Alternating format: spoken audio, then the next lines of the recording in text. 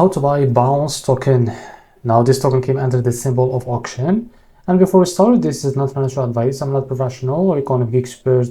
So before investing in any project that you find on my channel, please do your own research. And also there is a referral code down in description. You can get free money rewards on crypto with the best referral code. Simply use codes below, find your account, enjoy the benefits, check them out in the description. Now before going on about this token, make sure to check the REFERRAL account and don't forget to go and engage with your community. So as you can see, this token is available on CoinMarketCap. To be able to buy this token is easy and simple. Click here to copy the token address. As you can see, this token address is under the Ethereum network.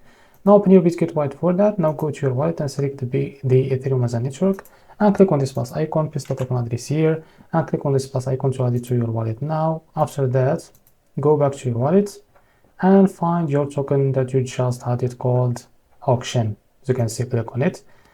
Now here click on swap, switch from here. From the top, select the token that you want to buy with, for example, USDT, and here you can type how much you want to buy. So here you will be able to see how much you receive, as you can see. Now after that, click here on swap and you will be able to buy this token. So this is how to buy auction token. If you found this very helpful, please like and subscribe. See you in the next video.